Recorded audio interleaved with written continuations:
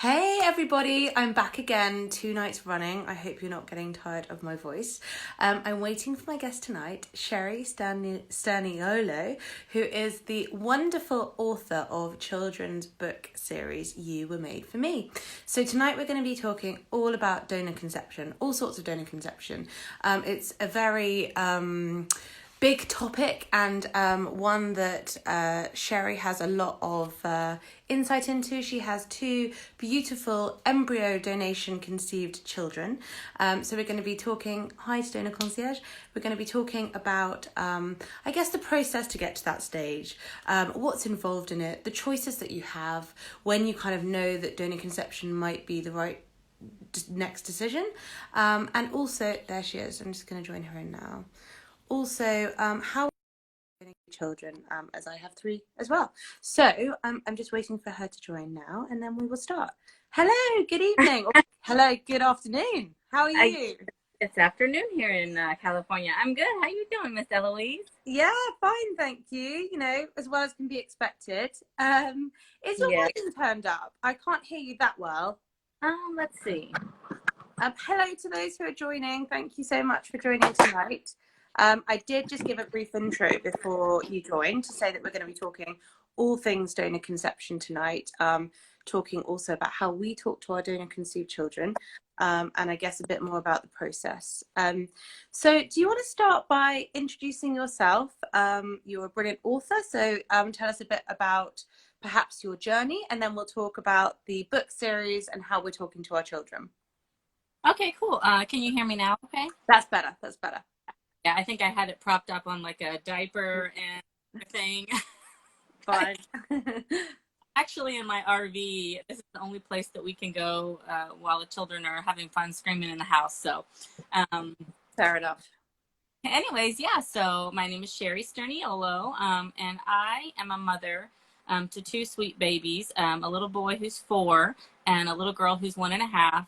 And I had them via embryo donation. So I'm 43 now, but back when I was 34 and recently married, me and my husband figured, okay, we'll do the mandatory 1 year. Let's get to know each other as a married couple. I'll be 35. Mm-hmm. Everything should be good, or so Mm-hmm. said most of the You've got doctors. all the time in the world. Yeah. I've got time, Yeah. there haven't been any alarms going off. So we started trying when I was about 35, 36.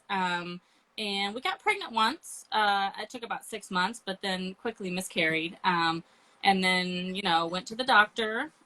She did blood tests because I was, advanced maternal age, just to check in. And I had the AMH level, which is kind of like the egg timer test, although it's not real specific. Yeah. Um, yeah, it was like undetectable. So, Oh. yeah, she seemed surprised. She said, I'm not sure what's going on, but likely you're going to need to go to a fertility specialist. So, God. um, So was she surprised that you got pregnant naturally the first time? um, she didn't say, not necessarily. She didn't know what to make of it. She said she's my regular OB, and she said, that she hadn't seen this undetectable. Wow. I That must have been really hard emotionally to get that news. Yes, it was. I'm a nurse, and I'm kind of I have a background in emergency nursing. And so I'm kind of a person that thinks of the worst case scenario right Yeah. away. And so I left there just in tears, pretty much resolved to the fact that I wasn't going to be a part of my child's biology. Um, that's how heavy I felt it that first day, and Mm. I It's knew that shock, isn't it?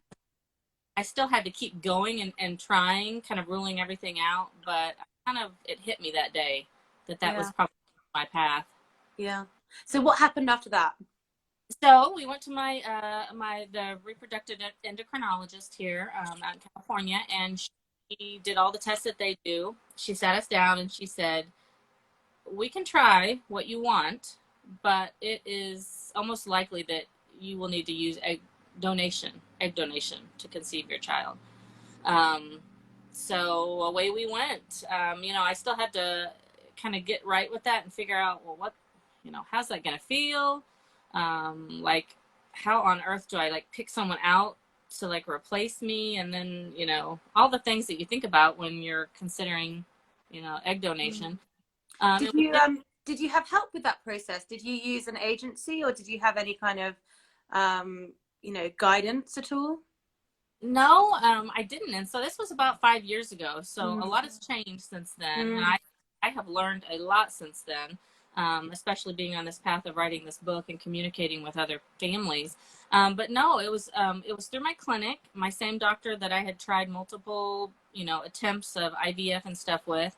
And they said, well, we have a donor program. They had a donor egg program right there in the clinic. And so you could get online and kind of learn about the different donors, and you could see pictures. And so, we did try two donor egg cycles. I myself never made enough follicles to even warrant doing IVF on me. I tried IUIs, like 4 of them, but it never was going to be a possibility for me to try to do egg retrieval. So we did 2 donor cycles, and I tell you, we got 26 eggs with the first. Wow. Yes, it was an awesome day. So elated, just so excited. Like, okay, it's gonna happen. Like we've got the answer. We just have to go through the steps. It'll be fine. And then, like I alluded to in the post that I wrote for your website, I got the call from my embryologist the next morning. They give you the call to say how many of your eggs have fertilized. Yeah. And she said, I don't know what to tell you, but 0 of your 26 donor eggs fertilized. And it just like hit me like a ton of bricks, like. So for those 24 hours, had you been kind of going over the statistics, especially because of your nursing background, of what you might end up with to work with? Sure. Yeah, sure. I mean, like I always say, I could almost have like an honorary degree in like reproductive Yeah. Yeah. as deep as I took it. But so I figured we'd come out with, at least maybe 13 or so, maybe good looking embryos, maybe get Uh-huh. 9. So yeah, 0 was kind of like, what's, and and I really point to that moment in my journey where it was a transformation for me from, it just squashed my hope. It just totally obliterated it. And it was very like a traumatic day. I think I could just cry and scream and shake my head all day because it had been 4 years, and I didn't understand why this wasn't Yeah. working. Yeah. Um, And you seem like a very level-headed person. So obviously, fertility issues and struggles can push you to the absolute extreme, can't they? So oh suddenly yeah. to be faced with that news must have been so difficult. So what happened after that? Did you use the same donor again? No, we didn't No, I use the was same going to say. pen.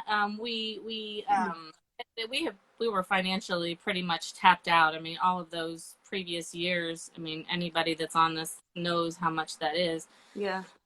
So our clinic offered us the chance to do a split cycle with another couple. So we were gonna, they were gonna have an egg donor and fertilize half the eggs, and then we were gonna fertilize half the eggs with my husband's sperm.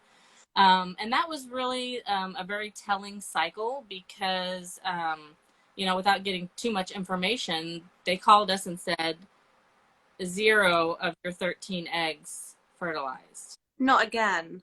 Again.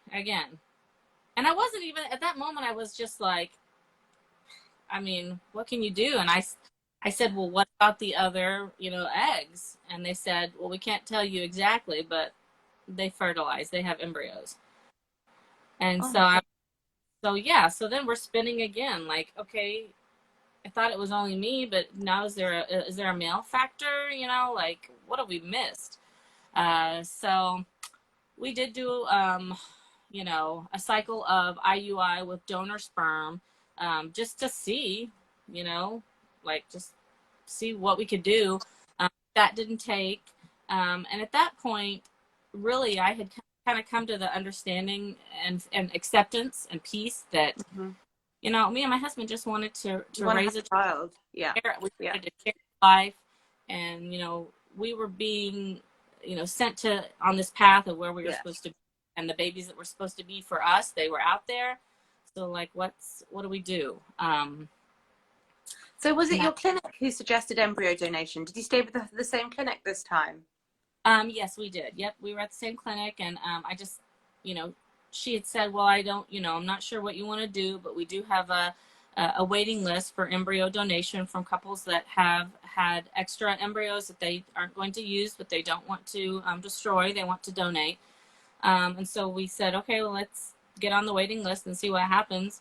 And it probably was, I mean, I can't speak to this. It seems like the variety of when you can be matched or get offered an embryo is very, different across different organizations. But it maybe took 3 or 4 months, and they called us and said, there was a couple that wanted to donate, and it would be a good match. So did you know anything about the couple?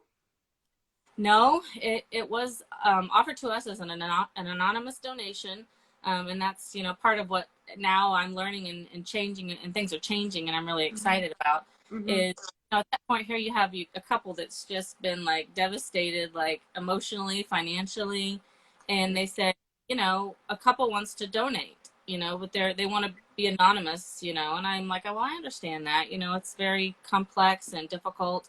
And so, yeah, like we would love to, I mean, I would adopt, if that was the same thing. So, we just went into it, and my clinic is very good. And, but I can't remember specifically there being any, psychological or like any kind of program or anything No where sort they of, not screening, but no kind of support, no emotional support?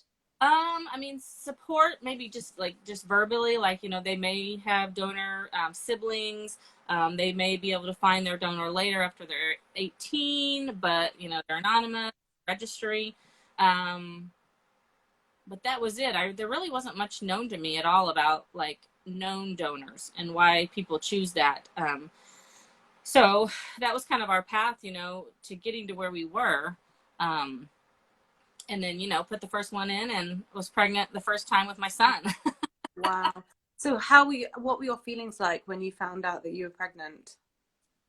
um I was excited, extremely excited, but I was extremely hesitant, just Mm-hmm. being hurt so many times. Mm-hmm. uh, I was just guarded, but excited, and it was just it was just kind of this mind game of trying to figure out, like, what is this going to be like? I've never had a child anyways, and I'm also now having a child, that's genetically not going to be related to me, and like what all is that going to mean, and how am I going to navigate that? It seemed pretty heavy at the time. Did you feel like that going through the pregnancy? Like, did you have moments where you felt apprehensive about it more so than you might do if it was biologically your child, do you think? I don't think so, and this might be different for everybody because we're all so unique. But I never felt that I would have any issues loving these children as much as I possibly could. Um, More what I would think about is, how are they going to see me later? How are they going to feel, Mm-hmm. about who they are? Um, and are they going to be, confident, and, you know, will they feel good about who they are and what access they have to their history? Mm-hmm. So that started my mind swirling about how I would talk to them about it. Do you see embryo donation, and sometimes it's called embryo adoption, isn't it? Mm-hmm. What do you see as the sort of similarities and differences between that and adoption? And traditional, like, adoption. Yeah. Um, well, adoption for us, I write about it in one of my blogs. Traditional adoption for us was something that I could never quite get myself to do. Not because it's not an awesome thing, but it gave me such fear and anxiety. I always joke that maybe like I watched way too many Lifetime movie networks.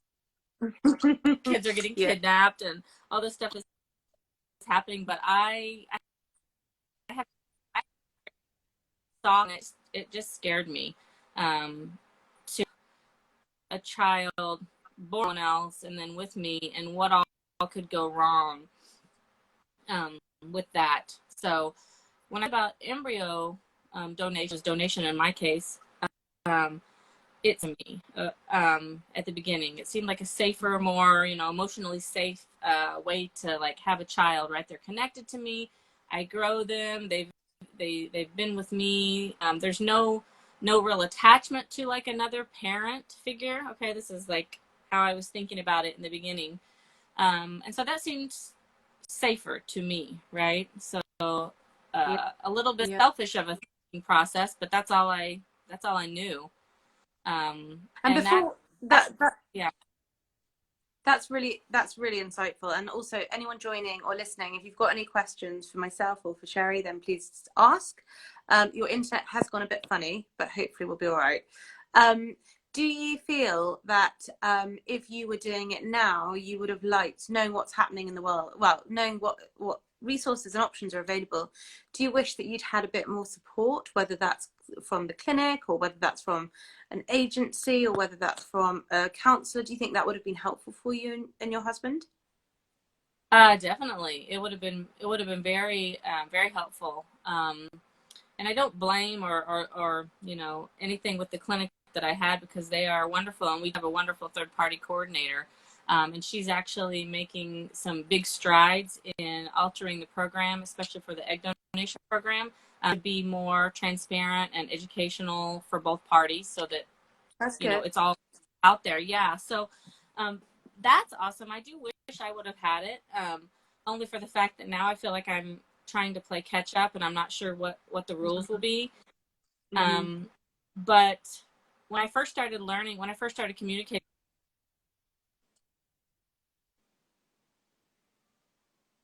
Oh, we've lost a bit of connection. I don't know if everyone else can see. There we go. You're back. Hopefully that's okay.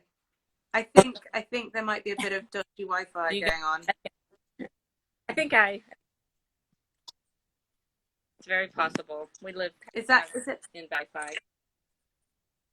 Can everyone who's watching see okay? I don't know what's happening beyond my screen.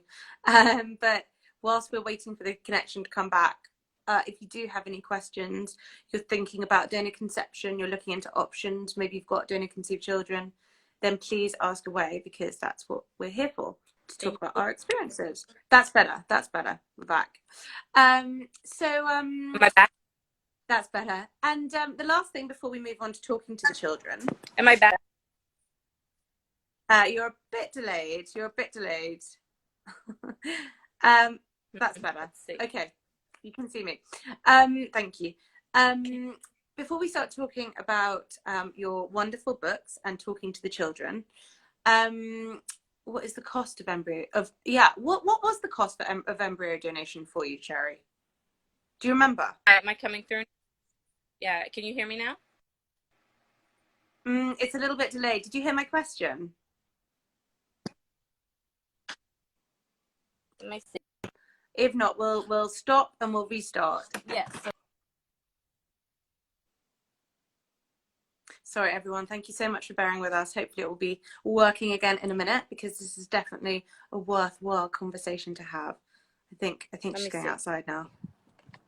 Oh, what a nice sunny day. Very different to what the weather's been like in London, that's for sure. Can you see me? Yeah. That's much better. I was just there was just a question. Okay. Thank you, everyone, for your patience. I'm sorry about this. Just leave it a minute. If not, I will restart it, because we have got a bit more to talk about. I've got some more questions. That's a really good question. I don't know if Sheri will know from a medical standpoint, but I will ask. Right, I think. Are you back, or shall we hang up and start again?